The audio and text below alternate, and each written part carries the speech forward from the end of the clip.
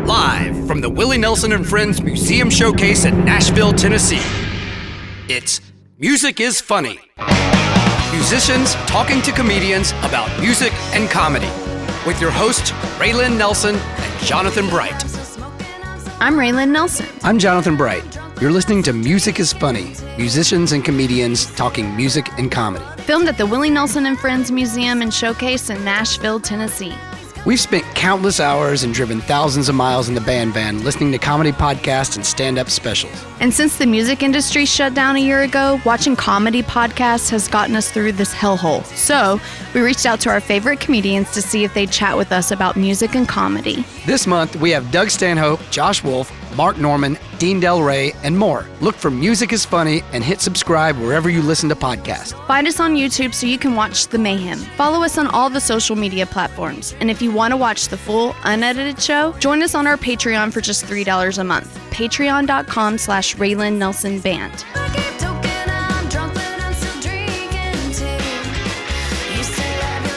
Hey everybody, I'm Jonathan Bright. I'm Raylan Nelson. And this is Music is Funny. It was a pretty good episode, huh? The very first one. It was a good episode, and I think it's because we had a legend on, a comedy legend. It was a pretty big get for our very first guest, I would have to say. He's been doing comedy for over 30 years. He's written 4 books, I think. Wow. Yep, 4 books. Put out CDs on rock labels and played rock rooms. Yes, so he was perfect for this because he's got a little experience in that. He's done TV. He was on The Man Show with Joe Rogan back in the day. And he actually assisted in his mom's suicide. We got to talk about that a That's little bit. true. I mean, his gigs have been protested. He's been attacked on stage. They kind of ran him out of Ireland initially because of a joke that he made, which we get into. But he returned sort of a conquering hero there. He's buddies with Johnny Depp and Marilyn Manson. That's true. We get into a little bit of that with him. We talk about good old road stories and sort of the terrible gigs you play coming up. Did he punch Marilyn Manson? Was that the... I believe there's something some like bits in that there about him punching Marilyn Manson. But anyway, it was a great interview, I thought.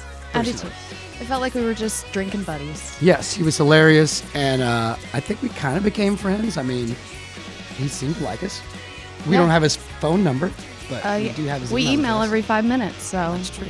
And we have his address. Of course, everybody with Google has... Yeah, Doug Stanhope. he's tweeted it out. That's how I was sitting on the package. Yeah, there you go. Well, anyway, without further ado, shall we get to it? Let's do it. The legend, a comedian's comedian. A Doug Stanhope. Doug! Them is groovy pants. Thank you. I only wear groovy pants. It's my thing.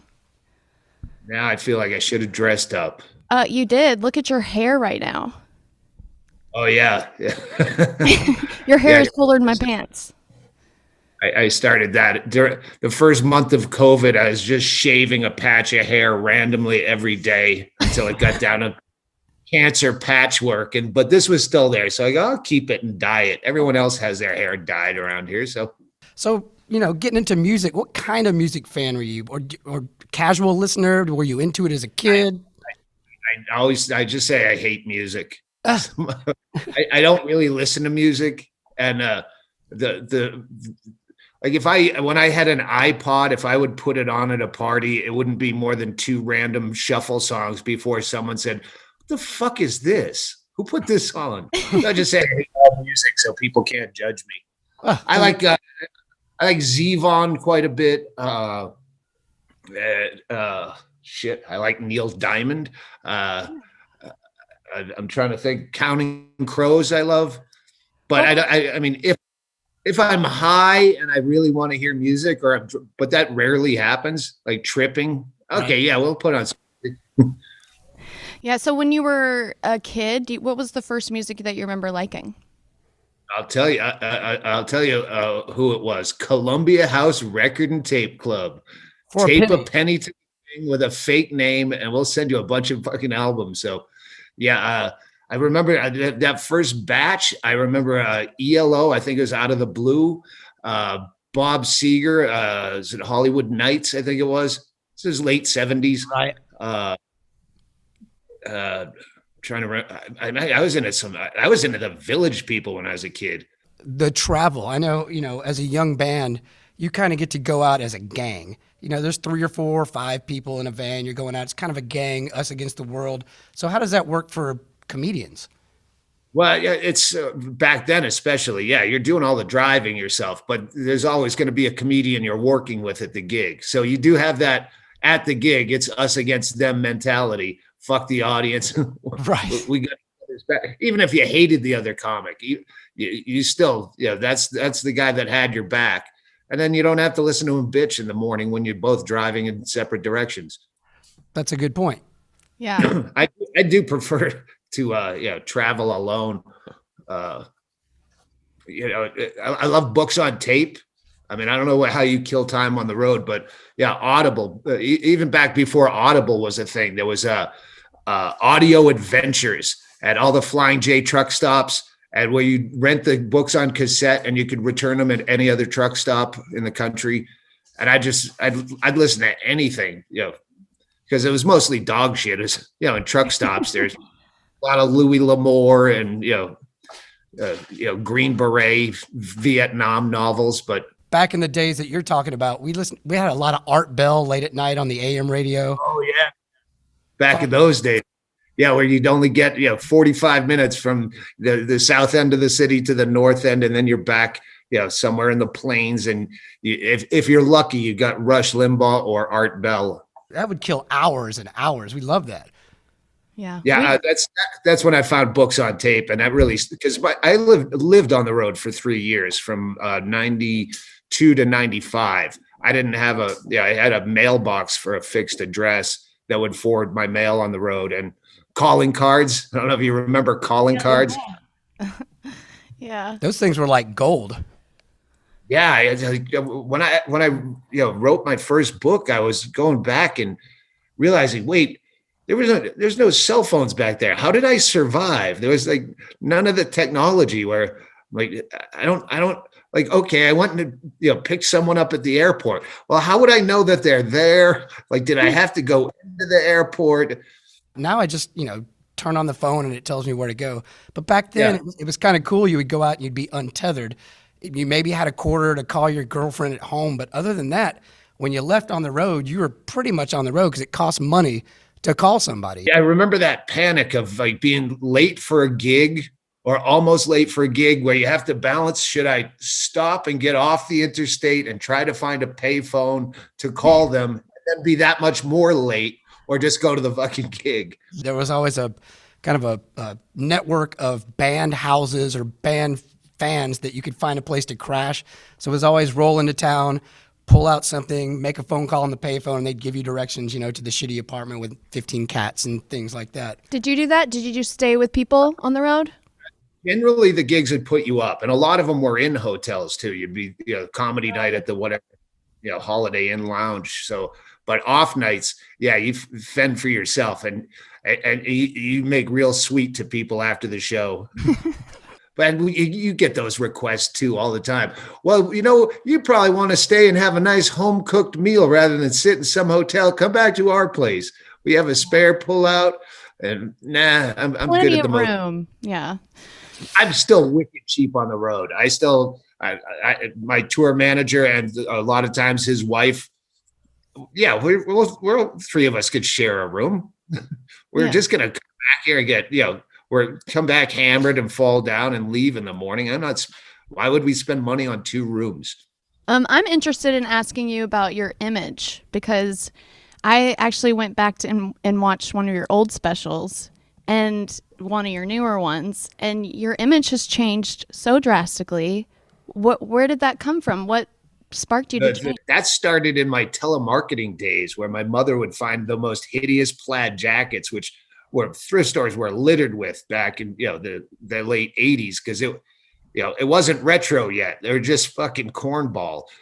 So on the road, we always dressed up in goofy shit, but it was one specific jacket that a neighbor gave me the first time I wore that. And I found a pair of yellow pants, the yellow polyester pants from the 70s. And I like, this is a perfect suit. I've got a pair of white shoes.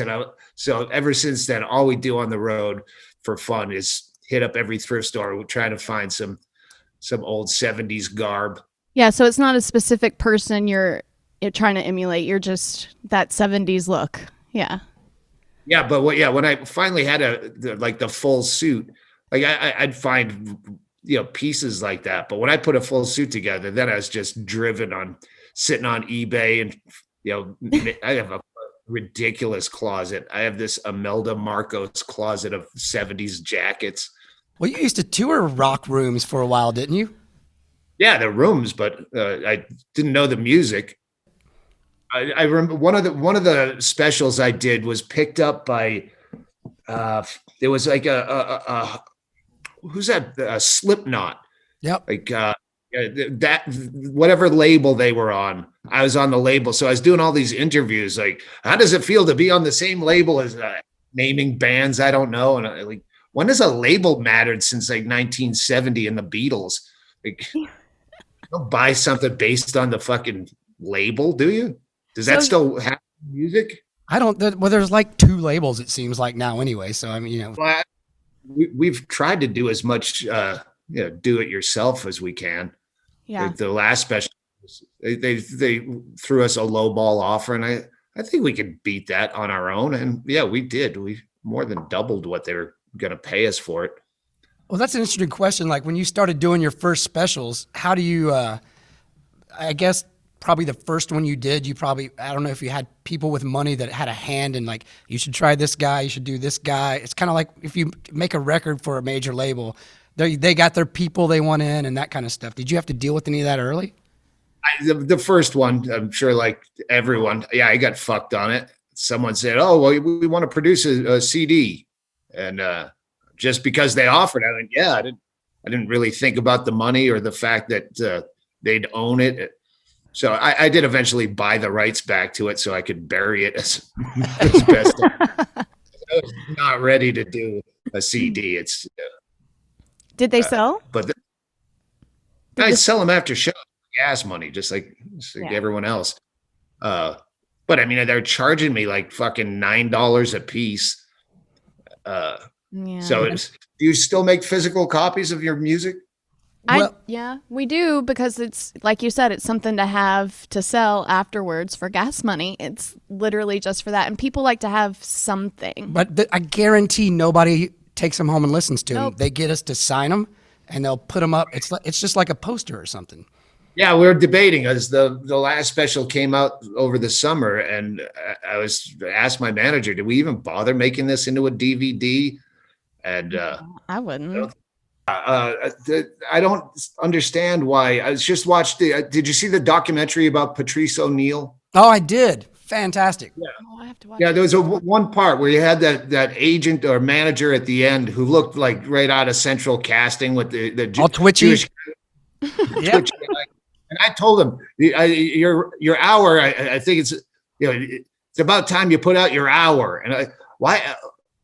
There's just things that, like in comedy, why is there going to be 3 acts? There's always a headliner, a middle act, and a local MC. Who made that rule? Why does it have to be an hour? If I have a 20-minute bit, I'm just going to put it out next time, rather than try to force it into being an hour with segues. And yeah, if it's a standalone bit that's 18 minutes, fuck it, put it out for 99 cents on iTunes. Oh, I have a question. You know how when musicians do shows, they try to pair them up with similar genres, I guess. Is it the same with comedy, you think? Where they try to pair you up? I bring my own people, unless it depends. Do you make it like someone that's similar to your sense of humor, or do you try to, or you just don't give a fuck and just like, whatever, I like this guy? I have a stable of friends I've known for years that I'll work with. And like Junior Stopka, he's in the book. We don't book him in the summer because he thinks deodorant is poison. So he smells dog in a van. So no, we're not booking him in the summer. I'm trying to work on new material. I can't have Andy Andrist on the road with me because he always steps on my dick. It takes whatever we were having a conversation, he gets to open, and he's stealing. Beat you to it. Yeah, if we have a good story together from the night before, he's gonna get it first because he goes up first. So certain gigs, especially back in the day, you almost saw disaster coming, and you're like, "Fuck it, it's going to be a good story. And we were Yes. talking about that. And when you get around with a bunch of musicians or whoever, whatever field you're in, and you're around a bunch of your people, the stories that are good are never about the killer. Oh, we went in and we kicked ass. Oh, great. But it's always about. That's only good once. Like the best you've ever done, you have to do better than that for it to ever mean anything. Third best, fuck that. Either the best or give me a shitty show that's going to give me 15 minutes of material in the next town.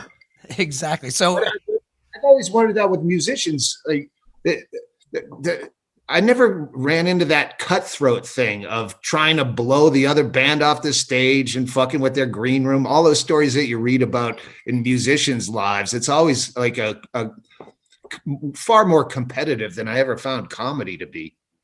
Shitty gigs. Do you have any sorry. shitty gig stories? Where you? I've heard, the Bird Cloud shitty gig, one of the drunkest I've ever been as well. Well, we were playing in Atlanta, and they were down there, and I had two shows, one at the comedy club and then another bar the next night on the other side of town.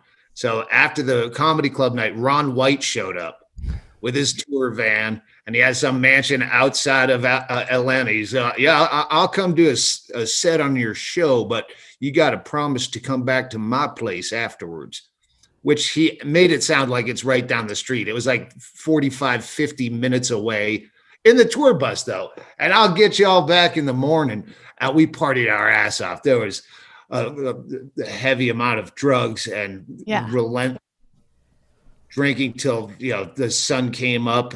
And then finally at 10 a.m., Ron White comes down and goes, "Yeah, y'all going to have to get an Uber or something." And I went, I thought we're taking the tour bus. Change of plans. We're out in some fucking golf course. It takes us hours to get Ubers to the place. Then we're maintenance drinking because we have to stay awake. And I did that show. I remember saying it on stage that if I was the type of comic to give refunds for a shitty show, this would be the one. But I don't do that. Just plowed through. I have no idea what I was saying. I was out of my mind, and it took days to recover. Oh my God. Have you ever showed up for a gig and literally nobody was there? Like nobody? Yes. And you still had to do it? I was in North Las Vegas where I started. They were trying to do an open mic at, I think it was called the Silver Nugget. It was a North Las Vegas shithole casino in crack central. And they had the comedy room set up in this bingo access room where if bingo got too crowded, they could open it up. But that was our room. And they kept announcing it over the free comedy starting in 10 minutes, and nobody's in there. And the producer, we called him Jack the Wig because of his terrible toupee. He said, "Just get up there so if people walk by, they see a show going on." And he had to stand there and just say stuff to no one in the back of the room. Just pretend like comedy. Fucking awful. A couple of years ago, we were asked to play Chubstock Festival, and we agreed to do it. It was, a couple hours up the road, He promised us a couple grand, it wasn't too shitty of a pay, but it wasn't too far up the road. And when he sends me the poster for it that he created, it is a picture of his big face. Okay, so this was the first red flag of this. The promoter's face. The promoter's face. Massive. The whole poster was his face. And I guess they called him Chub, or I don't know why it was called Chub Stock, but it seemed a little inappropriate to begin with. But I think it was a diamond merchant or something. He was in the jewelry game. Oh yeah, because he kept trying to get jewelry to my grandpa, but which comes to play in later. So we get to the gig, and this is a festival with. I'm completely removed from who I'm talking to. I'm like, why was your grandpa with you at a gig? Oh, that's right, grandpa. Sorry, forgot for a second. He made us play. Well, we pulled in first, and the van comes in. It's like this campground, and I'm looking around like massive stages, massive. There's nobody here. Are we early? We're supposed to play in like an hour and a half, and he walks up, and he just goes, "Well, it's going to be a rough one or something." And then he walks over and gets in the van with us, like, "Here, let me get in. I'll show you where to go." I'm like, "What do you?" So he's driving us down, and he was talking about it being his birthday or something. I can't remember. It was his birthday too, and he had. But he had like the Kentucky Headhunters were playing later, but it was one of those. Who's a bigger draw than we are, by the way, and then it was this big controversy on who was going to play first when nobody was at the fest. Like, we had not 100 people, like 0 people. This is the opposite of Fry Fest. Yeah, exactly. Well, it's all acts and no audience rather than the opposite. Exactly. And the thing is, it was pretty expensive to get in for the whole weekend or whatever, and he booked it up against the free state fair, which was right down the road that you didn't have to pay a dime to. They had roller coasters and Ferris wheels and shit, and I was just like, oh, and it always blows my mind because we're like, well, I mean, we don't have to. You have to pay us, but we don't have to play for nobody. He's like, no, we'll play, we'll set it up, and they told us that the stage that it was like the Ryman. It was like playing on the Ryman because so many famous people had played on this one stage, so we had to do it. So we get up and we play to no one, and we're to be fair, I think there were 5 people in lawn chairs that worked the festival for him. So we're like, hey, what you got anything? One of ours? We don't really take requests unless it's one of ours. But I mean, it was a decent gig. But I remember leaving. I mean, we got in. We immediately got done. We packed everything up. I'm like, we're leaving. We're getting out of here. And he comes running up to try to talk to us, and Jamie just takes off in the van. I see him in the rearview mirror with like a dust cloud. He's waving, trying to talk to us. I'm like, fuck this, man. We got to get out of here. He made jewelry, and he wanted to get it to my grandpa. Was really what probably that whole thing was about. Like, he was just trying to get to my grandpa. Which brings me to my next question. So many famous people. Do you ever have people try to get to your famous friends through you? Have you ever dealt with that? Yeah, no, I have a folder of shit that people have sent to Johnny Depp through me. Who, by the way, is an amazing guitar player. Yeah. He's actually played with my grandpa in Austin, it was Austin, and whatever. It was in Texas. It was a rodeo, and my Uncle Lucas actually taught him my grandpa's set like 20, 30 minutes before they played, and he totally nailed it. It was impressive. Yeah. I don't know anything about music, but I've stumbled into a house to get coffee where him and what's his name, Joe Perry, are just sitting there on the couch jamming, going, "Wow, fucking people would pay a lot of money to see this, and I just don't appreciate it." Did you ever open for bands? Because I think I've seen it once. They used to do it back in the day. I think I saw a poor bastard open for AC/DC once in like 1990, and he had no chance. Nobody's there to see comedy, and the opening band's bad enough, but if you throw up one guy out there that's going to take the wrath of 20,000 AC/DC fans, like, get the fuck off. Yeah, I've never done it on a large scale because I learned early, like when you first start out and they tell you, oh, you get stage time wherever you can. So we'd go, oh, there's a cover band down at fucking Mel's Lounge. We could probably work the band break, and just no one gives a fuck. You're talking to, like, as soon as a band goes on break, people burst into conversation. They don't even see you on stage. They're not even making eye contact. But no, this time it'll be better because it's our friend Jimmy's band. He loves us.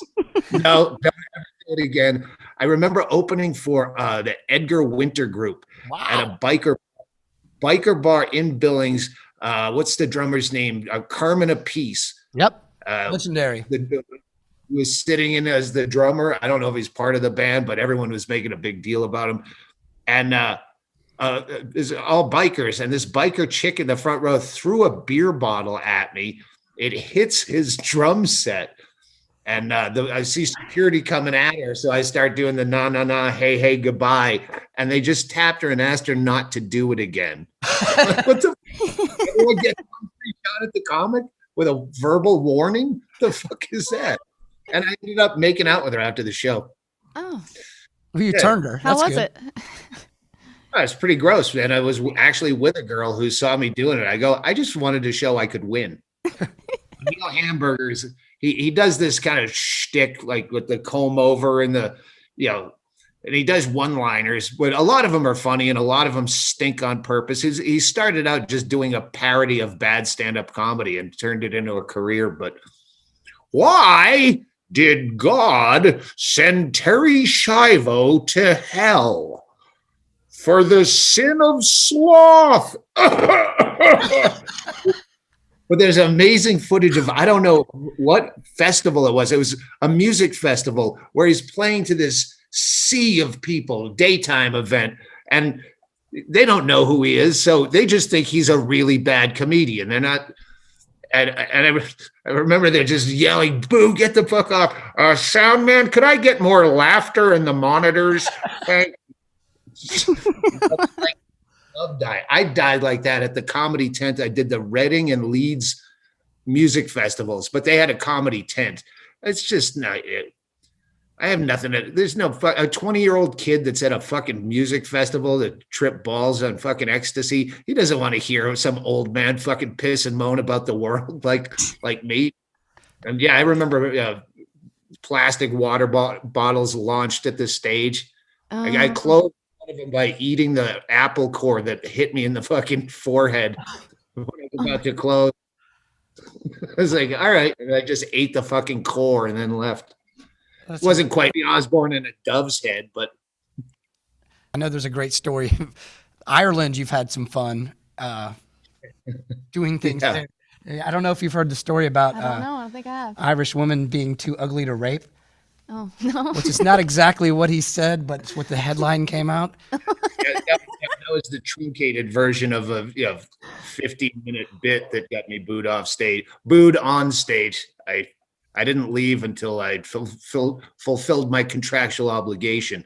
But it's a long, convoluted story. But when I got to Kilkenny for the comedy festival, they had just released some pedophile on a technicality, and the country was all in fucking up in arms and outraged, like this pedophile is coming right, across their fence to fuck their kid, and I already had a bit that kind of fed into that, and I had some bit that night. That's why I'll never do a mixed bill. I only do shows where people are there to see me from now on, because they weren't there to see me. They were there to see Dara O'Brien, it's the Jay Leno of Ireland, and I was just support. But I started talking about, I forget the details, but I was saying that I've looked around your town, and before I'd worry about how old someone was, I'd worry about what species they were. And if I woke up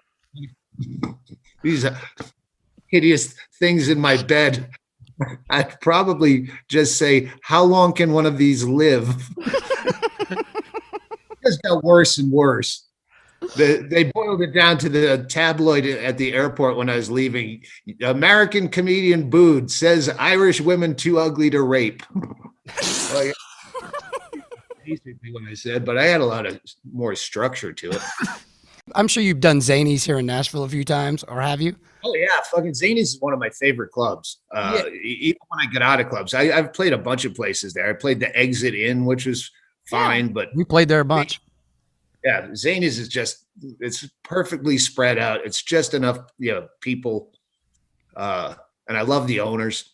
Yeah, because I remember back in fucking house right across the street. That's one of my favorite things. We call them pajama gigs, where like if it's in a hotel or you're right next door to where you can stumble and fall down. I live right there. I'm good. I never go out with the fans after the show. That's another thing I learned. No matter how much they tell you what a cool bar they're going to take you to, don't fucking, because then you're at their mercy. Once you're in their car. I met a guy on the road once that was Mitch Hedgecliffe. He was a cover. Did I say it wrong? Hedgeberg? Fuck. Mitch Hedberg. Hedgeberg. Sorry. Hedgecliffe. I saw Hedberg. Maybe, you know what? Maybe his name was Hedgecliffe, but he mimicked him. You seriously saw someone doing a Mitch Hedberg cover act? I didn't see it. He said he did them, and the venue that we were playing in said that he comes and does this bit where he does this. I'll try to find it and I'll email it to you, because I don't really know how it is. But my question is, what are your thoughts on that? Would you be okay if I were going around and I'm like, I'm doing Doug Stanhope jokes and I dress like you and talk like you, literally exactly what you say? What are your thoughts on that? The only times I know of that happening, well, I remember someone at the Edinburgh Fringe Festival did Bill Hicks, but it was like a tribute thing. Like it was a one-man show. It was all like it wasn't his regular act. He's like, okay, this year I'm just gonna do a Bill Hicks, basically like a play. That's one thing. And then there's Gallagher, who sold his act to his brother, who looked just. And you go, all right, well, you're not really losing any credibility because you're already Gallagher. Wasn't he Gallagher 2? Wasn't that his brother? He just put a 2 after it? Gallagher 2. So again, it's like Hedberg's joke about putting Cheese Whiz on crackers in the dark on a Greyhound bus, and how he could never tell because of the dark how much cheese he was putting on any individual cracker. Couldn't they just make it glow in the dark? It's not like you could ruin the integrity of Cheese Whiz. Yeah, so Gallagher, same rules apply as Cheese Whiz. How did the Man Show come about? Was it fun? Was it not fun? I guess it was fun hanging out, but was it a cash grab? How did that go? How did that come around? It was everything that wasn't filmed was fun. Like my buddy, I got, nepotism. I got my buddy Andy a job as a writer, even though he couldn't, figure out how to open a laptop, much less structure scripts. But yeah, I was on a breakup. My previous wife, we were going through a breakup. So Andy and I just moved into the office, and we just have a clothesline up with laundry hanging off it, just like it was like a MASH tent. We had our own. We'd say, we'd call props and go, we need a blender, and then we'd send a PA out to get margarita mix, and we'd be making drinks, and the lawyer would come in and go, you can't be making alcohol. And I go, no, we're testing it as a prop for the show. You don't know anything. That constant war with the fucking company lawyer. At some point, they had to draw straws to figure out which guy from the production company was going to come into the writer's room and tell us to stop making gay jokes and calling our audience gay all the time. Like every other bit was trying to tell those fucking stooge. Like the audience is the worst for the Man Show. Like anyone who liked that, just frat guy dunderheads. We did a bit. It was called Drunken Crossfire. Where you're at a bar and you just get 4 people randomly that are shit-faced and have them talk politics. So they're all just yelling at, but presented with a tie, like it's, like it's CNN Crossfire, but it's 4 drunks just yelling at each other. And there's one guy was such an asshole that all the writers pissed in his pitcher of beer. They took it in the back and they passed it around, and everyone pissed in his beer. And he just sat there not knowing he was drinking half beer, half piss the whole time, thinking he was a star. So yeah, that part was fun. The stuff that aired, garbage. Did you ever consider, like when we do TV stuff, they tell us we can't curse or anything, we can't use singer songs that we use bad words in. Do you ever consider censoring yourself for TV stuff? No, I don't. I don't even have to do radio anymore. But my fan base is built in. Yeah, I'm not taking any new applications. Did you ever, at any point in your career, consider just like? I had to. When I did my first Comedy Central special, they said, okay, because you had to, submit the material you're going to use. And I remember the phone call with the standards and practices. Okay, it looks great. There's just a few notes that we have. And that started like 40 minutes of you can't do this, you can't say that. You have to change that to something else. This is a real person's name. You can't say that. Like, it's just everything down the fucking line. Yeah. And then when I went to film it, Louis C.K., they film them in blocks, and I watched his set being filmed, and he's fucking cunt and shit, and like How did you get away with that? They told me I couldn't. He goes, yeah, they tell you that, but then you ignore them and they bleep it out. And never, and he said, and never give them more. If you're doing a 30-minute special, don't give them any more than 33 or 34 because they're going to cut out your best shit. If they have nothing to go to, then yeah, just if you just do 30, they're fucked. They have to air what you said. That's genius. Which I wish you'd told me that before I did my set where I'm stumbling like a third grader. Can I say poo-poo? Did I say caca? Awful. So where did Comedy Central, what was their role in that early 90s thing? It's kind of like you had the big networks and cable came out, and they were almost like an independent label to start off with, like maybe a spot. It was like, oh, comedians can go here. We have a platform. And it's on cable, so I guess technically, well, I don't know. They didn't really have a lot of cussing on there now I think about it. It just seemed like when it first came out, it seemed like, holy shit, here's a whole channel dedicated to comedy.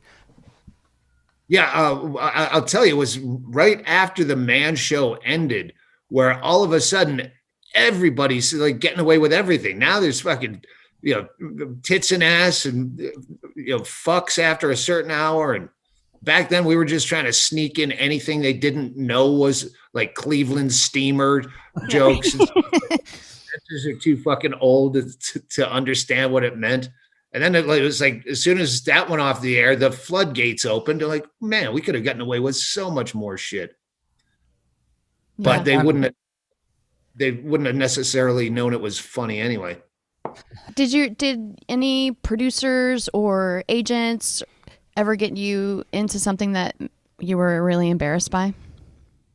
Well, yeah, the Leeds and Reading festivals that I just alluded to, my manager said, I go, but that's a music festival. He says, but they're very prestigious. He's a Scotsman, very posh Scotsman. Yes, but they're very prestigious events, so it'll look good on your resume. I go, yeah, but they'll fucking hate me. He goes, yes, I know, but they're very prestigious events. That's another thing for stories, I guess. And it's good. Yeah, he just knows you're great and you have a fan base and it, you'll just build more. That's good. That's something that's always, do we talk about this where you make a record and you go out? So another thing that's completely opposite about music and comedy is we'll make a record and then go out and tour what we just did. We worked on this record. Now we're going to go play it for people. And quite frankly, we can play those fucking songs for years to come. There's very few comedians, but it's backwards. You guys write all this shit, do a special, and once that's out, you can't tour that special. Everybody's heard it. So you have to go right back from the start. So do you have... it relies on the element of surprise in stand-up. But do you have like, by the time the special comes out, do you have another hour or another 45 minutes locked and loaded? Or is it like, shit, I've got to get to work to get something to go? It used to be that, when you're actually producing a CD or a DVD, it would take them a long time to, edit it and put it together and get it out. So you had that amount of time to be working on new shit. But that process got slimmer and slimmer. Like, okay, we filmed this yesterday. It's out next week. Like, fuck. Yeah. Now I'm cramming for the exam, going through old notebooks. What's some shit I filmed for the last special that I didn't make the cut? Maybe I can make that funnier. And yeah, those are fun desperation nights where you're sitting up with a yellow legal pad, just cramming CNN on, 3 newspapers on the bed, on Twitter. Like, what the fuck? What can I talk about? Quick. Yeah, that was one of the weirdest things about Dice when he came out. Is it almost was the opposite with him. People paid money to see exactly what they saw on HBO and hear those same rhymes. They didn't give a shit. They were shouting it back at him, And I always thought that was bizarre. I mean, it was cool. He could fill, arenas with that shit, but it was weird that it almost reminded me of Steve Martin way back in the day when I was a kid, that he could fill arenas, but people, they didn't want to hear new shit necessarily. They wanted to hear what they heard on the record. Oh shit. Hey, Valentina, can you take this? It's the chairs. Hang on just one second. 456. Oh, no, he's on the phone. Hang on one second. He's trying to find the place. Sorry. Raylan, just to explain, Raylan, this is what professionals do when they're trying to get off of something like, oh, hey, I got a call here. No, I get some chairs that are getting reupholstered, and the guy spent a month with them. He's delivering them. So it's taken care of. Nice. What got you? Hedberg would have the same thing as Dice, but like he would entertain his audience to the extent, like at the end of the show, people that keep yelling out, bits they want to hear because they're short attention span, like Dice's rhymes. You can, like, I can't do a 7-minute bit on request. But yeah, so Hedberg would let people yell out shit and he'd entertain them and repeat a few of his old ones if they wanted. I got another thing I'm curious about. Back in the day, there were guys. Ron White was a guy that he had the exact same act for like 25 years or something until he got on that blue collar comedy tour. Mm-hmm. And then when that took off huge, then he hired writers. Yeah, he's a trip in that fact. He's just a funny dude. And I found out that like people write shit for him. And I'm like, I didn't know that. What a great... If you can get away with that, I mean, literally, yeah. Well, it's not a lot different than, Elvis or singers here in town. Yeah. You got a team of writers that write, although people here in town are writing some god awful music right now, but it's the same deal. You get somebody that can sing really well, feed them material. And I never thought about that till just now, but that was JB's opinion. Yeah. About people in town. Yeah. People in town. A friend of mine was writing for him, sold him some of his bit, and Andrus has been writing some stuff for you. He goes, yeah. What I do is I buy really funny material from really funny comedians, and then I take all the teeth out of them so they're not funny anymore, and I repeat them. Audience applauds. It's amazing. Shameless. I love it. I love that you have a fucking giant cardboard cutout of Willie Nelson, and I have the Queen of me. This is where an ad roll goes. But we don't have any advertisers because we're brand new. So there is something you can do to help out, though. Please subscribe to whatever you're watching or listening to right now. And especially YouTube, Spotify, Apple Podcasts, Facebook, Instagram, Twitter, and our patreon.com/Raylan Nelson Band.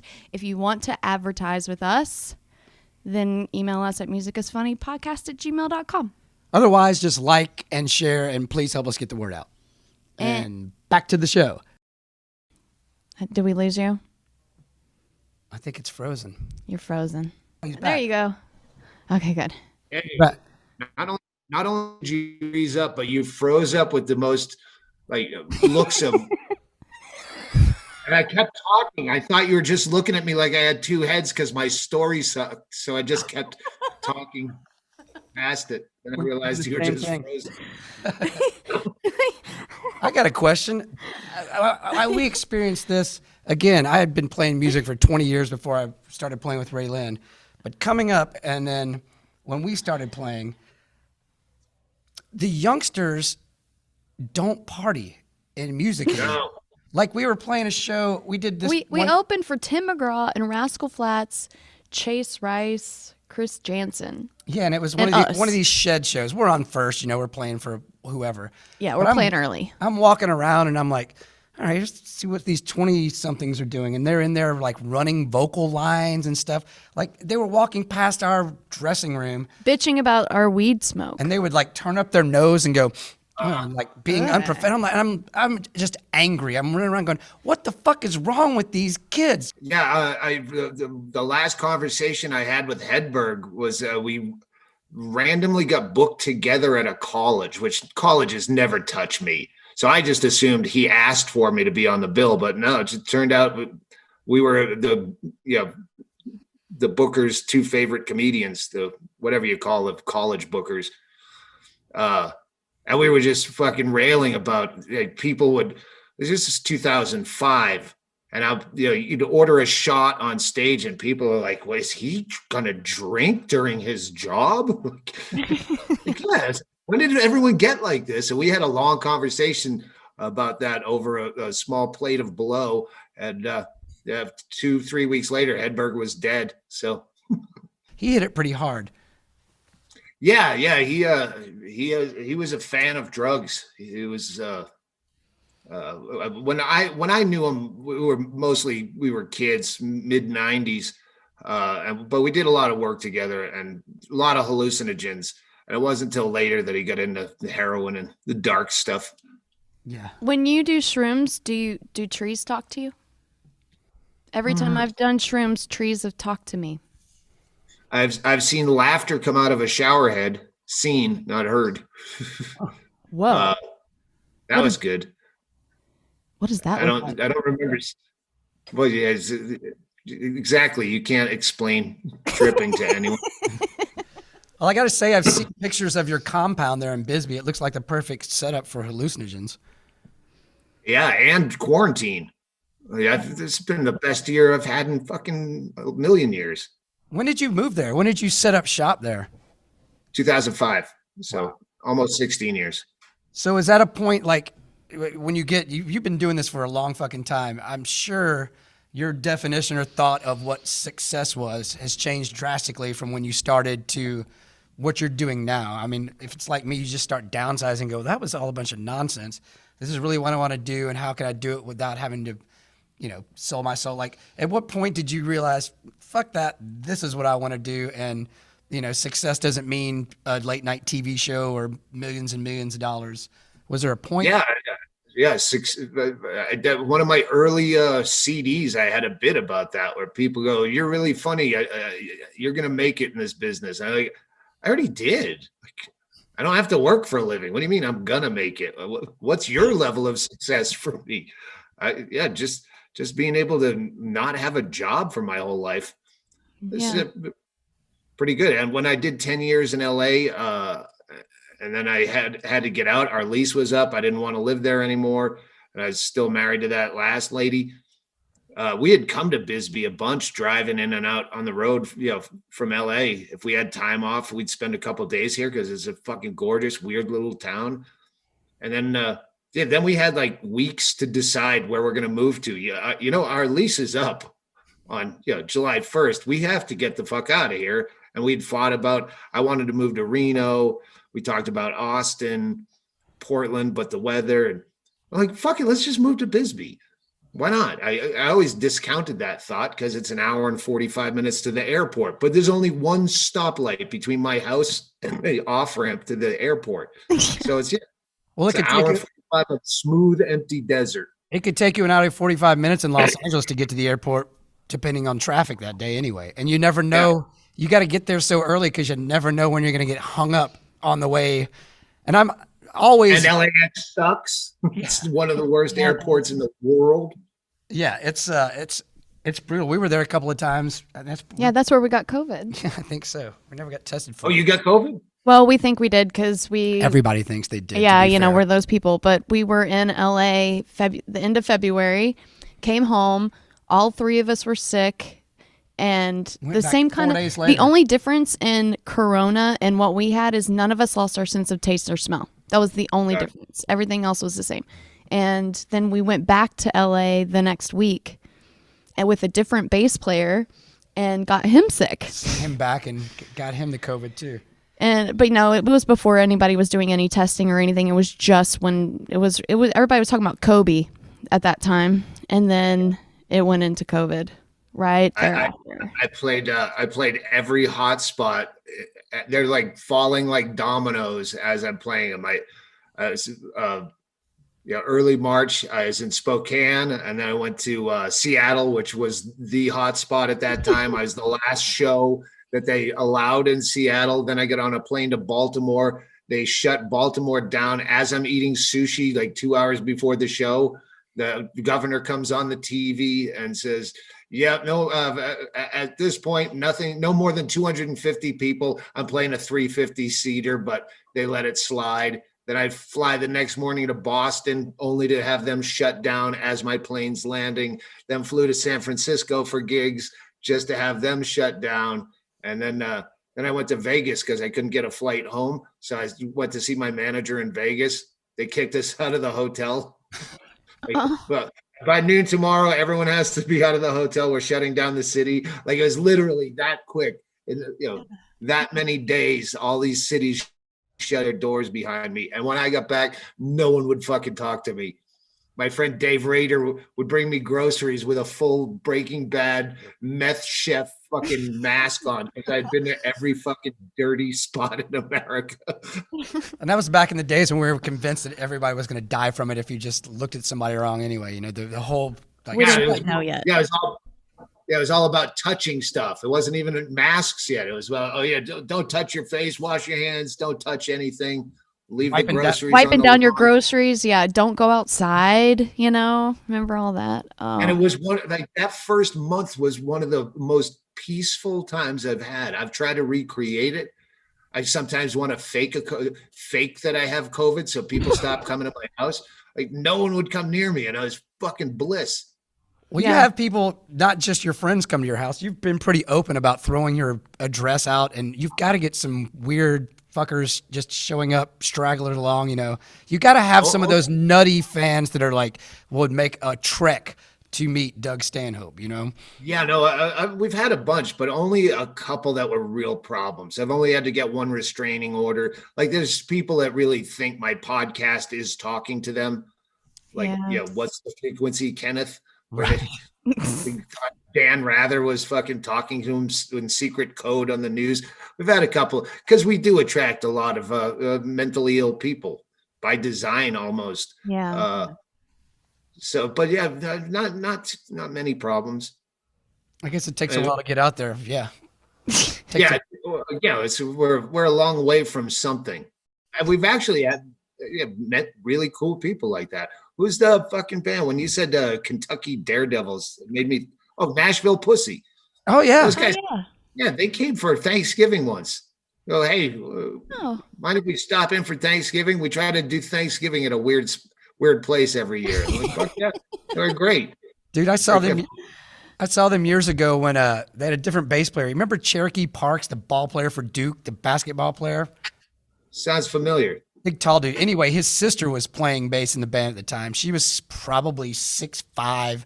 She had a big tattoo on her midriff that said "Eat my pussy," and wore a halter top. But I remember seeing him in Nashville. And Raider, I'll take some ice. I'm listening.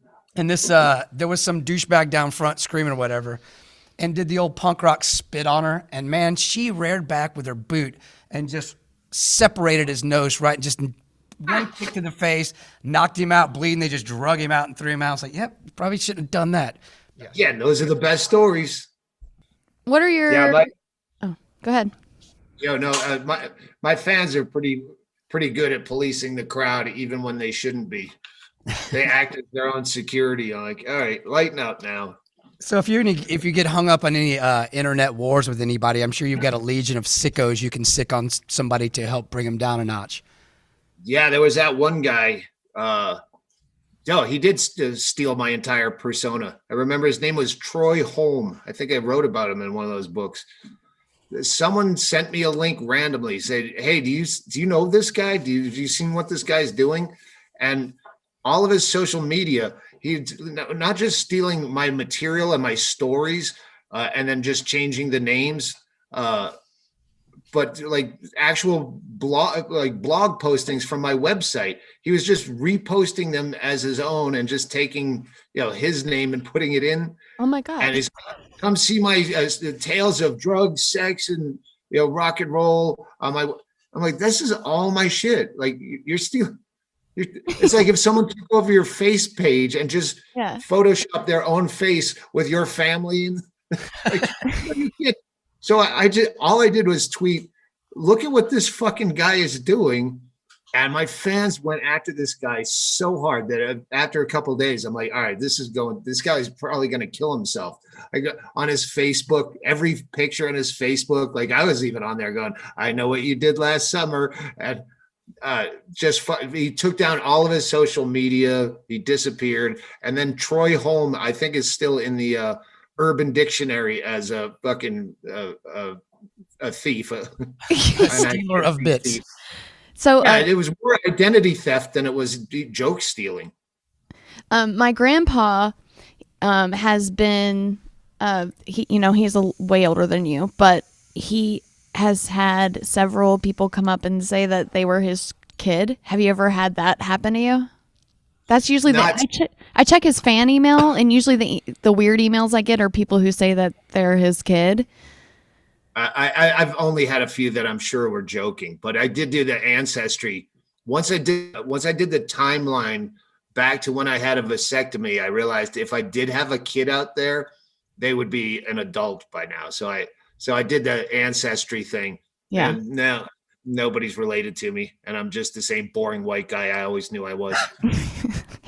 Nothing interesting, and it took like fucking 12 weeks to get it back, and now you just get spam all the time. We might have found a hint in your family tree. Yeah, again, it's my dad. The only person I told you about. You fucking send me spam about. We found your father. I told you where my father was. He's dead. If I go back and listen to Lenny Bruce, I can understand that, like, put him in that place and go, wow, he was probably breaking down barriers, but it doesn't really make me laugh because it was so long ago. Yeah. So yeah, very little stand-up holds up. Hedberg holds up. We were just talking about Woody Allen. Like, I never liked his movies, but his stand-up, you can still listen to some of his stories, and he had really good stand-up. But very, very little of it. You go, this was funny. I remember I laughed my balls off at this. Yeah. Does it seem like the stories are the ones that seem to have longevity or can be funny over a long period of time, or the ones that are like joking about the times? Well, the absurdists like Hedberg and Stephen Wright. Yeah, Stephen Wright is still fucking the same jokes. I like to pick up hitchhikers and say, "Where'd you think you were going?" Put on your seatbelt. I want to try something. I saw it in a cartoon. I think it might work.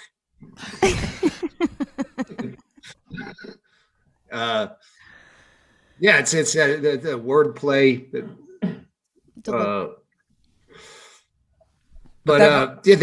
They don't have genres, and I don't. But you know what they do have, and it's coming more into play now, where everyone has a podcast, and they have, like we were talking about alt comedy. That was a click, but now there's a million clicks. So you see like people who you can tell their influences. All right, that's Eliza Schlesinger, like she's a female Dane Cook. And all the Attell guys like Big J Okerson. You could tell he came up with Big J and Attell came up together. And back in the Tough Crowd days, they all kind of had the same kind of, you fucking nothing, you chinless zero. They all kind of had a similar cadence, which you develop when you hang out together.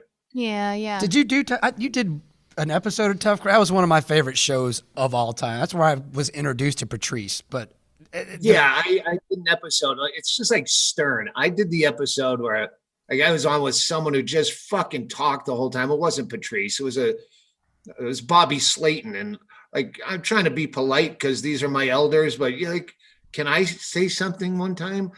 And every time I did Stern, like I listened to Stern, and I was never on with Beetlejuice, like all the fun, like I was always on some fucking slow news day where no one fun is there. So yeah, I did one Tough Crowd and said probably 3 sentences. It'd be so great for that show to be on right now. I said the same thing about the Green Room on Showtime, Paul Provenza's show. Oh, yeah. They did 4 comics just talking shit, and it was great. And I think there was only 6 episodes or something. And there were people like, sign the petition to get the show back. That show is back. It's called Everybody's Fucking Podcast. Every comic has 3 other comics on any given week talking shit. So those shows are on. They're just on a million channels. Yeah, and they're freer to talk shit on their own channel. Do you think comedians who are not sober are funnier than the ones that are? I could only name you maybe 3 comics that are sober, that are still drinking. Everyone's sober now. Ron White, me and Ron White, I'm sure I said that on a special once, or like the last 2 of the last comics drinking standing. there's a few of us that have just, still drink wine out of a box and have made it that far. And it is weird how, I remember, sorry, but I remember Hedberg once we were still pretty much kids, and he got a job opening for Bill Maher, who had politically correct at the time, incorrect on Comedy Central, and he got fired because he was drinking wine out of a paper bag on stage.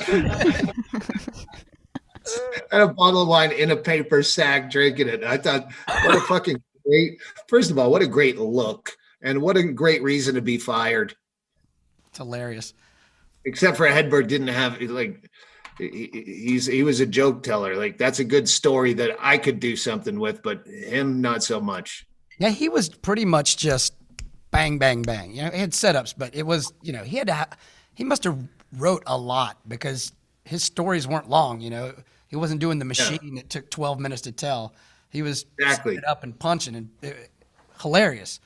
Yeah, he was very cognizant of like what his output had to be, because he had to, like me, we both have had really how do I say it? We didn't have a lot of we got sick of our material way earlier than other comics. Like, all right, I'm so tired of saying this fucking joke. I don't care how old it is. I'm tired of saying it, and I feel like the audience must have heard it before. So it was constantly this grind to put out new material. Do you have any young coming up comedians that you like? No, I don't. I never see them. Like, I've watched a lot that they're new to me because I usually don't watch stand up. I fucking don't like it. And I don't want to watch people that, oh, you'd really like this guy. Well, then he's probably like me, and I don't want to watch a special and then think, oh, did I hear this from but since COVID, when COVID started, I watched a bunch of comics. Sam Morrill was a new guy that new to me. He's probably been doing it fucking 15, 20 years, but he's new to me. A lot of guys, Nate Craig. I'm trying to remember all the names. Any chicks? Any chicks? Girls? Any girls? I've not seen any chicks since I delved into. All right, I've watched like half a dozen comedy specials since COVID. Olivia Grace, she's really good. Yeah, I was gonna ask you about us writing a theme song for her. Oh yeah, she's really good. Raylan's gotten into this podcast theme song writing. I wrote Whitney Cummings a theme song, and she's not using it. So if you want to use it, you can. It's definitely geared to her. But and also, I don't know if you know any great drummers, but we're always looking for a drummer because we can't keep one in our band. So, do you know Todd Glass? Yeah, I saw him at Zany's. Todd is so fucking funny, and he has a podcast where they would do that. They'd try to come up with a theme song for their guests, and Henry Phillips, the comedian, was on, and it was just Henry Phillips like that to the tune of Love and Marriage. Henry Phillips, Henry Phillips. Well, I have a dog that I named after Henry Phillips, named Henry Phillips. So on a daily basis, I'm singing that theme song from a dozen years ago to my dog. Henry Phillips, Henry. Where are you, Henry? I wasn't allowed to watch that show when I was a kid. It was too inappropriate for me. Yeah, my mom said I wasn't allowed to watch it. Well, Raylan's mom was a holy roller, not. She is still a holy roller. I would have so many questions for you, but since this is your podcast, everyone else, the listeners, probably already know the answers to every question I would have. Well, surprise! This is our first one. You're our first one. Really?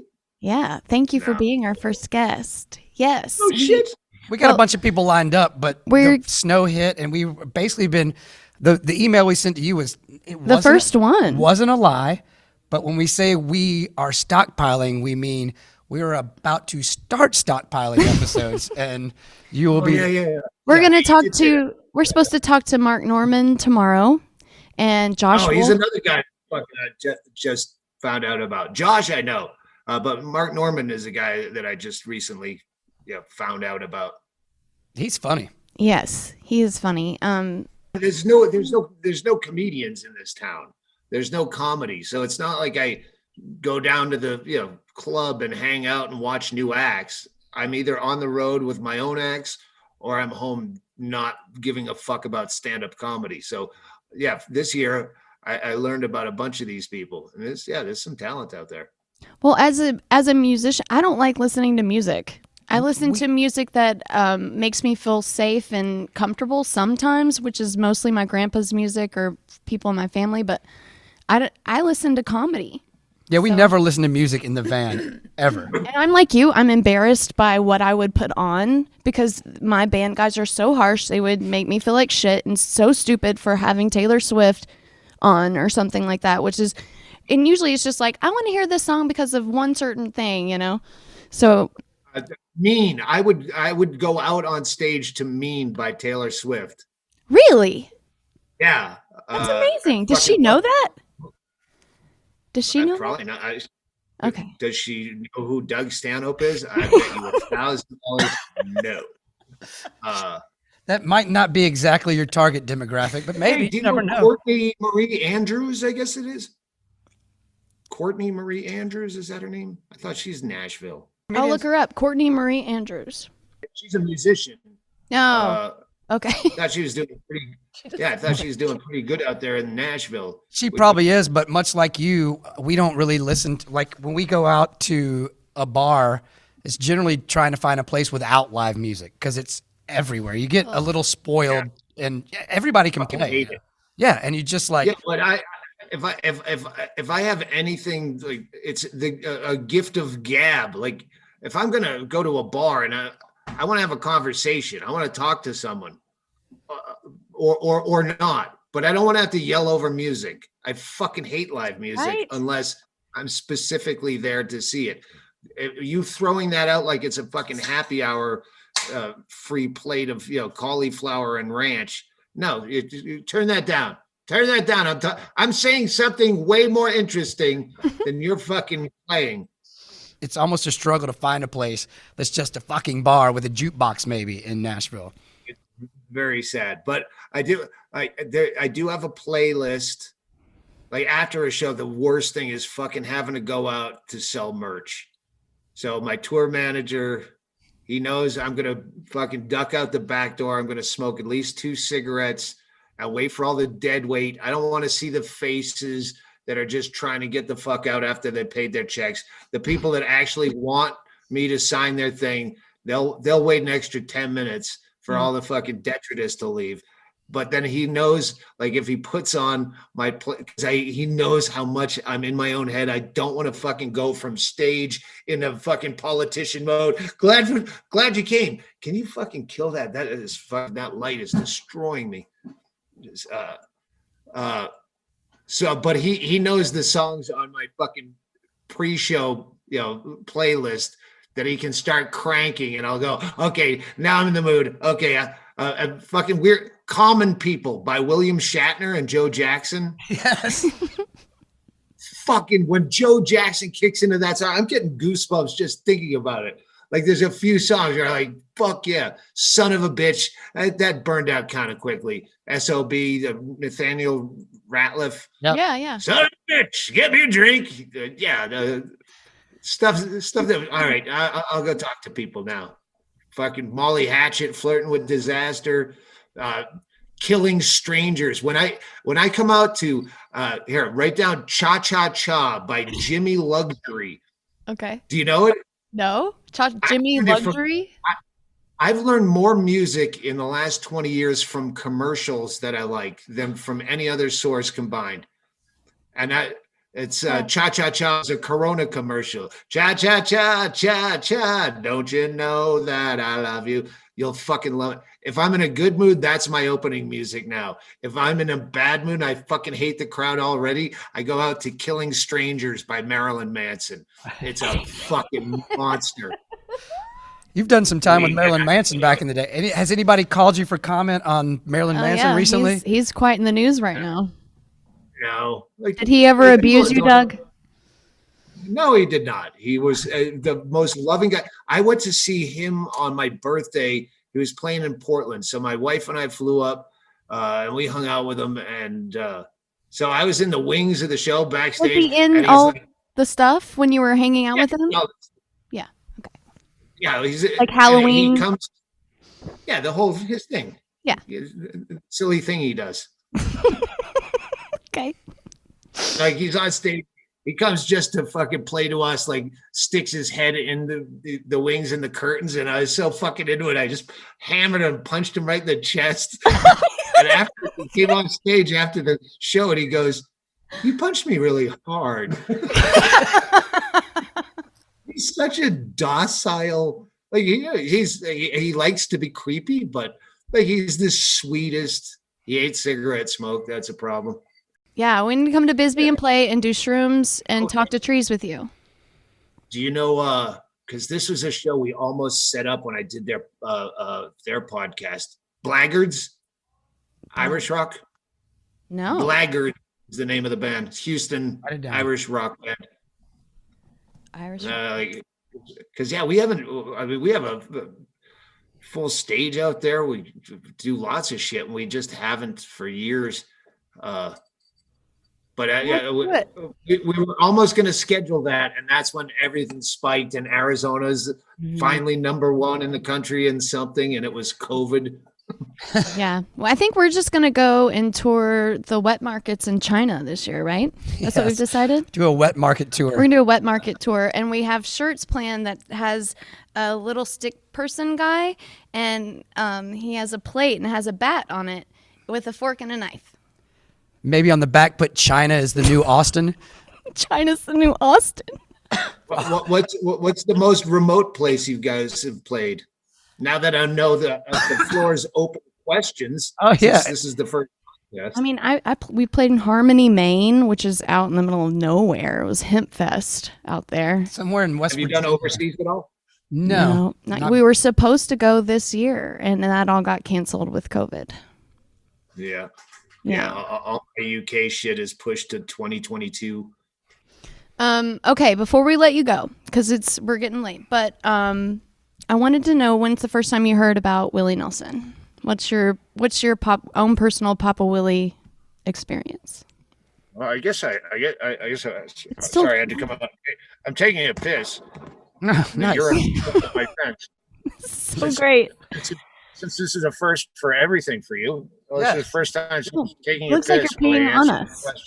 I think this will be a new segment actually after this. Yeah, you have to go take a pee while we ask you about my grandpa. There's the merch room. Hey, Tracy. This is so cool. Tracy, say hello. What's up? That's our merchandise being sent out. Hey, Tracy. Hey, Tracy. Hi. Willie Nelson Museum in Nashville. Oh, yes. Hi. Hi. Nice to meet you. Nice to meet you guys. We got to get some merch. Yeah. That's Tracy. She's at the merch booth. Before we end, if you've got a little bit of time, we can take our laptop to the front of the entrance of the gift shop. Has the worst looking Willie Nelson fortune teller machine, but you feed it $1 and he tells you your fortune, so we can take our computer and get your fortune read before we get out of here if you want to. By Willie Nelson. But I really want to ask you, what was your first experience with him? If we're the same age, I guess it was To All the Girls I Loved Before, which is a fucking horrible song. It's just terrible. It's almost as bad as Stevie Wonder, I Just Called to Say I Love You. It's like that caliber of bad. So like if when you're a kid and you hear that over and over and over and you listen to American Top 40 and you go, oh fuck, it's gonna be number one again. God damn it. So all he could do is go up from there. And then I remember like the whole Farm Aid tax thing. And so I don't know much of his music. I just know just it's been a staple. And then he just became the coolest fucking weed smoking old guy that didn't give a fuck about anything. Yeah. And so, yes, he's loved. I wish you hadn't have brought it up because I would have never remembered To All the Girls I've Loved Before. Now you kind of put a fucking stain on his memory. What's your favorite memory about my grandpa? I hate that fucking song. But she said she asked when I first became. Yeah. Should have said, "When's the last time you thought about him?" Ah, that was a nice thought. That was a pleasant one. But since you brought me into some triggering past, who is it? Who was that other guy? Who's the Spanish guy? Did he do that song with? I know Julio Iglesias. Julio. You almost said Enrique. Yes, I Iglesias. did. It shows her age, yeah. Again, I got a t-shirt that's old as she is. Does he ever do pop-ups at a concert where, oh, and my friend Julio Iglesias is here, and he comes dancing out with like a head number? He's got the headphone mic on and he's dancing around. You have hits he won't play? Things he won't play? Like he won't. Does he have hit songs that he's like, no, there's no way I'm ever fucking singing that again? No, he plays them all. He said that if he were to go to a Hank Williams show, he'd want to hear all of his favorite songs that were the hits. And so he'll keep playing the hits. His thing is if people keep coming, I'll keep singing them. I don't know how he does it. That, what's his name? Don McLean. I was when I was a kid living in Vegas, I was rented a room at this shitty house, and the booker had booked for this local club. It's just an angry guy, but he had booked Don McLean at this club, and he lived with, and he came back infuriated. Don McLean wouldn't play American Pie. He wouldn't play Vincent. Like I'm just doing new shit, and everyone hated it. And the guy was. I mean, he was already living in a $60 a week fucking halfway house, basically, that we were staying in. And he was just, I remember that was the first time I saw like the existential distress of a fucking tour manager just falling apart. Go, what the fuck? Not that he was a one-hit wonder, but he pretty much had one big hit and did not do that one. Yeah, if you're not going to do that one, I know it's fucking 20 minutes long or whatever it is, but at least do Vincent. Starry Night. Everyone loves that. Yeah, I'll take the B side. No, not even there. Maybe he couldn't remember all the fucking words to him. Miss American Pie. I don't know. It's a long one. Who are some assholes? That legendary assholes. I heard Van Morrison was a fucking wicked asshole, and I love Van Morrison. Yeah, Real Gone. That's definitely in my top 10 favorite songs ever. But I heard Andy went to see one of his shows where he just walked out and he did like one song and didn't like the audience and just said, "All right, that's it. I'm done." Did one song and left. Some of the most less known. Are you familiar with a band from the 80s and 90s called The Replacements? They were sort of Minneapolis. Yeah. They some of their stories were legendary. The thing about that band is usually when a band is having if you're playing with it in a 4-piece and the drummer's having a bad night, everybody else picks him back up or whatever. These fuckers, if somebody was having a bad night, they just jumped on board and they would just trash everything and cause a riot. They would call them pussy sets and they would play punk rock shows and play everything as slowly as possible. He did shit where he'd get a helium balloon and take hits and sing like Mickey Mouse during shit just to antagonize for the audience. Story. I know they have guys. I think they might have been on the same label as my first book. I had a book. When you look at a book and you go, all right, I'm just going to open it. The print's too small and it's too thick. There's no way I'm reading this book. But that's the books I go to are rock and roll biographies because they have the best stories. No fucking comics have any party stories or getting fucked up. Well, I wouldn't say not all comics. I mean, there's a you and the dead ones do, but they didn't write it. That's the problem. That's a good point. All the guys that have the stories you want to hear are in no condition to write a book. Yeah. Well, you've pumped out a few, so you've changed that a little bit. But yeah, if you want to read a good, I'm drinking for an entire art form here. I like it. You're my inspiration. Well, if you want to hear or read a good book, Trouble Boys. It's on The Replacements. That might have been the one I had. I had a book about them, but it was like too dense. For whatever reason, I couldn't get into it, but I'm writing it back down. Yeah, this one was fairly recent. They had one out. It's Trouble Boys, and it's the best one. It's the definitive one. full of mental illness and alcoholism and just insane stories. They would pay him their per diem, and they're traveling around in a van, and they would just take it and light it on fire just to piss off the tour manager. And they'd like ask him for more money. You know, they're like, we just gave you your weekly thing, and they just get in the back and light it on fire. Shit like that. To your point, I couldn't get into the book either. I really got into The Dirt by Motley Crue, that book. Did you read that one? I get into that one, except that there was one thing about ghosts. I saw that, yeah. Knives flying all in right. the ceiling and shit. Yeah. Yeah, I'm like, all right, this is bullshit. And the other problem I have, having had to write my own books with this wormhole memory, is when they get so specific in a book.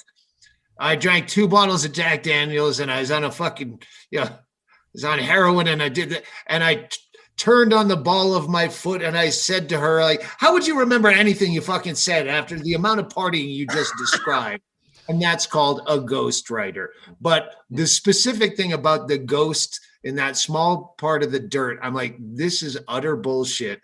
So I'm just going to read this entertainment value, Yeah. entertainment purposes only.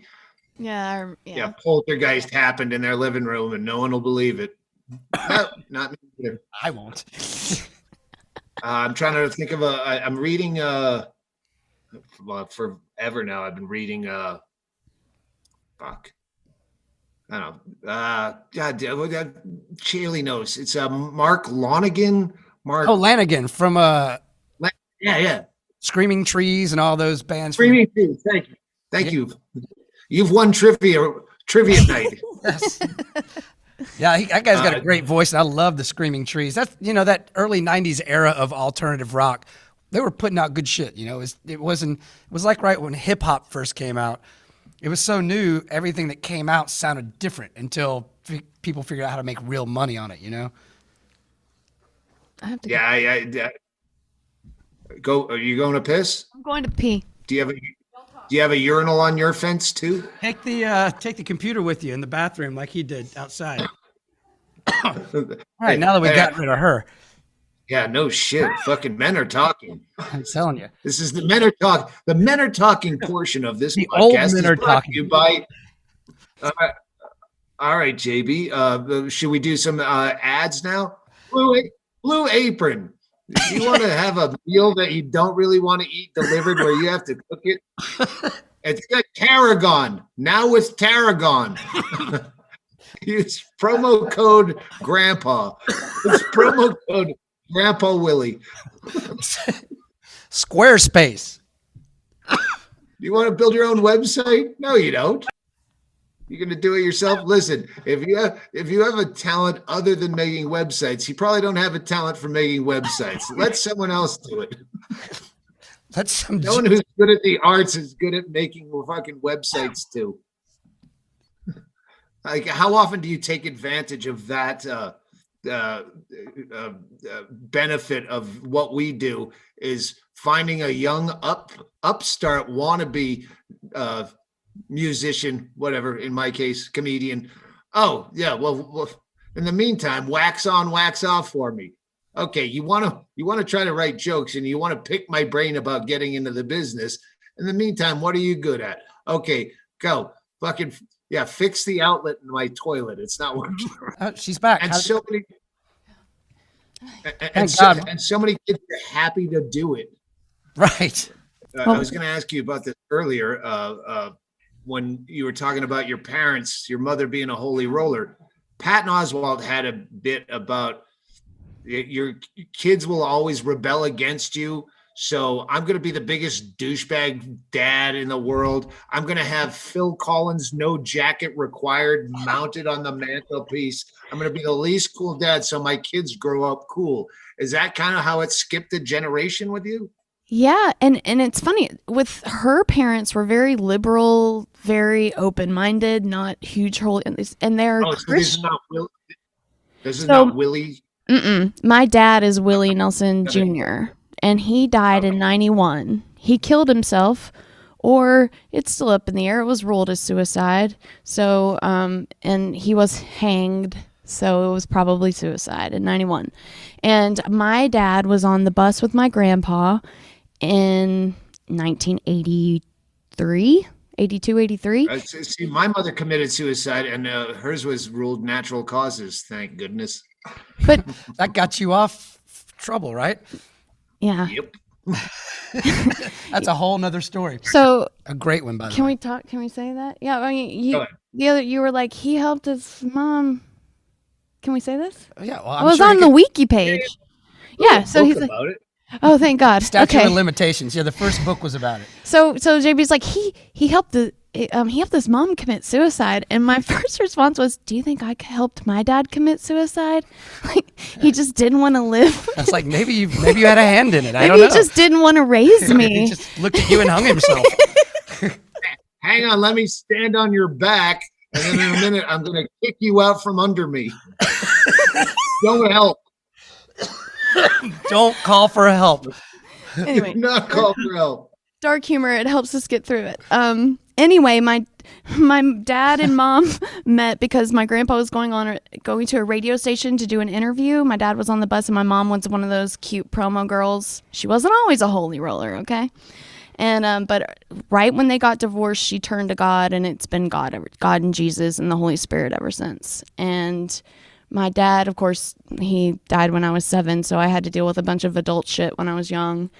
And cried a whole lot, and it was about my teenage years when I decided I didn't want to cry anymore and I just wanted to laugh, so I made everything funny and tried to watch as much stuff that made me laugh, which, I mean, it's led over to, I'm 36 now, and it's led to now, and I just constantly listen to comedy podcasts to keep my brain on laughing.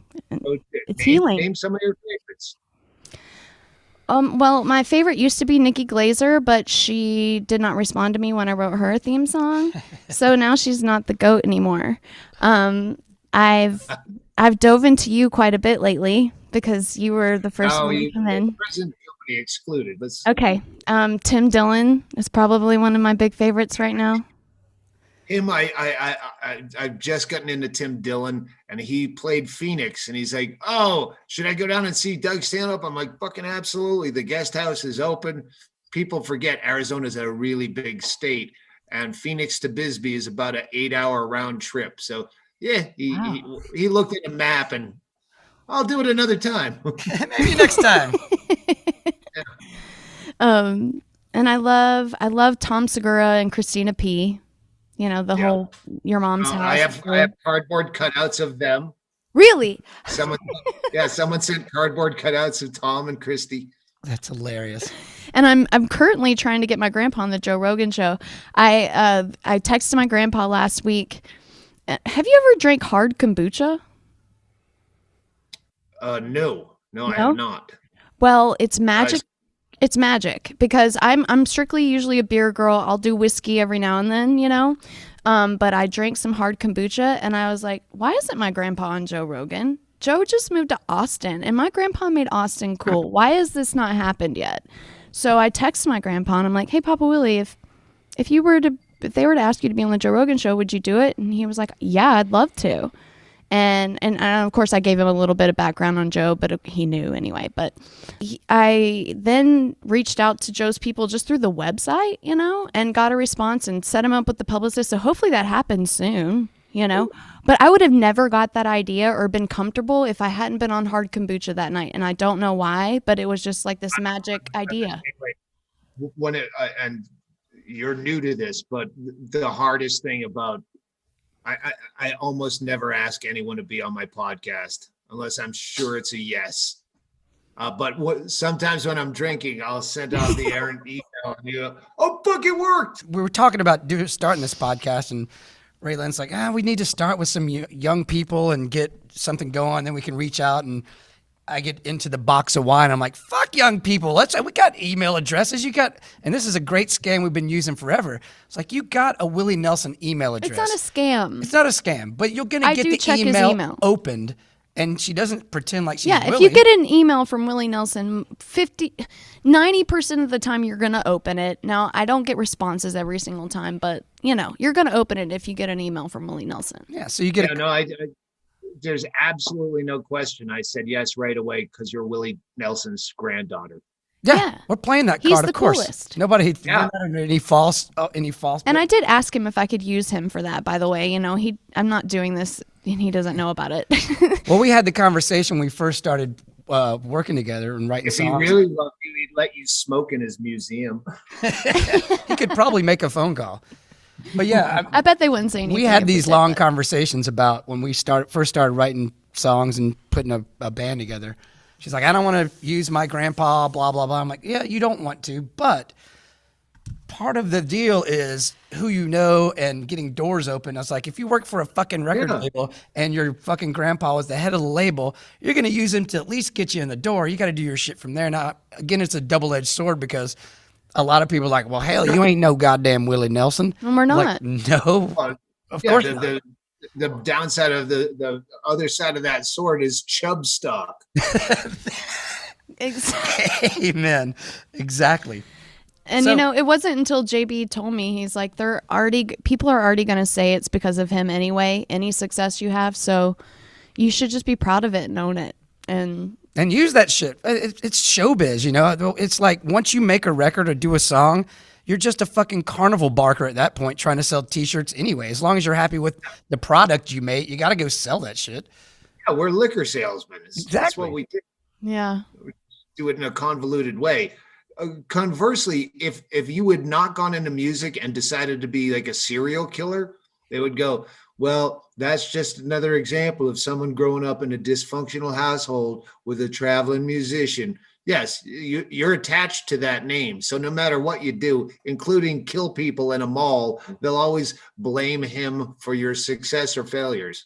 Yeah. That's a good point. So That maybe, is a very good point. actually, we might have a little more success with serial killing than music thus far. Or maybe I should go into Until porn. they figure out a Spotify for serial killers that you can't profit on that anymore, you know?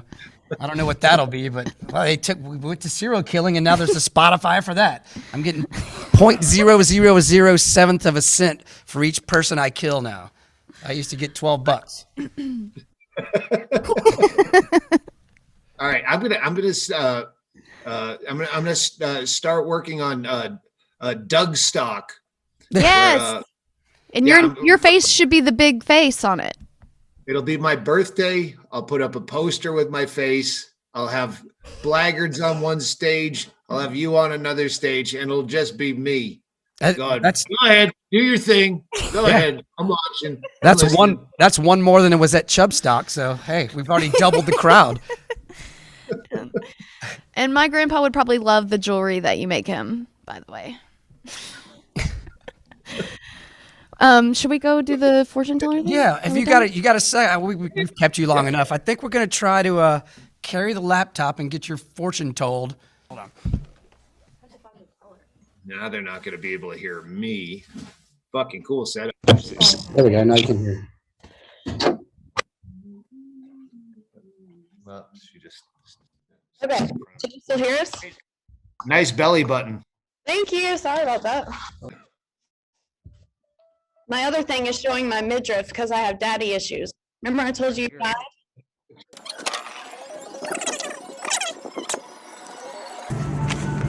This shitty. Okay. So do you have the dollar? There we go. All right, Papa Willie, this is for Doug.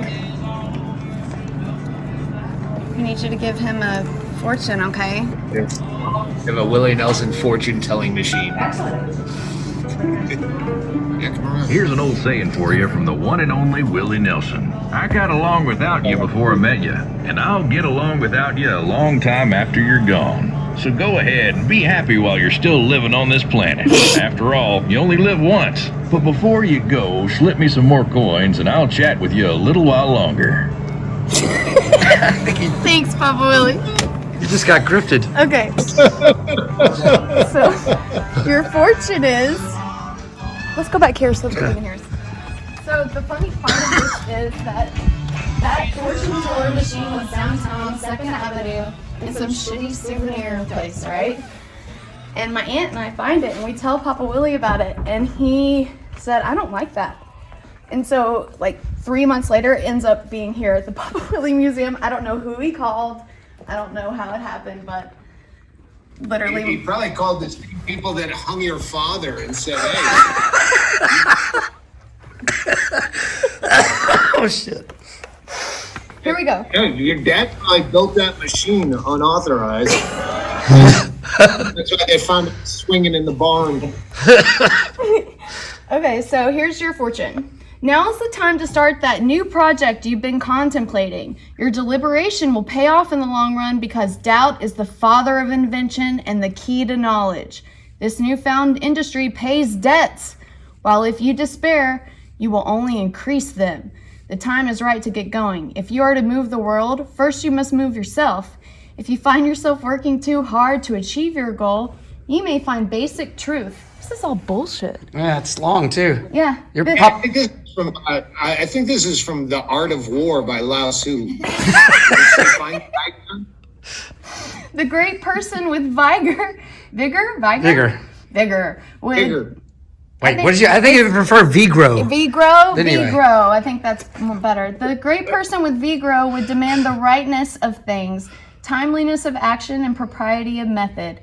In this way, power does not become sheer force. You will be surprised at what you will accomplish. I literally zoned out of all of that. That was literally way less funny than I thought it would be. Yeah, it was a shitty bit, and I apologize. Yeah, dude. No, I think you should continue with it. That's my favorite thing. Keep doing that. Like, first of all, they're gonna understand. If they write less, they make more. Actually, if they just have the first sentence and say "to be continued," maybe they'll throw another $1.25 in there. Wait. Your lucky numbers are 46, 17, 48, 20, 13, and 11.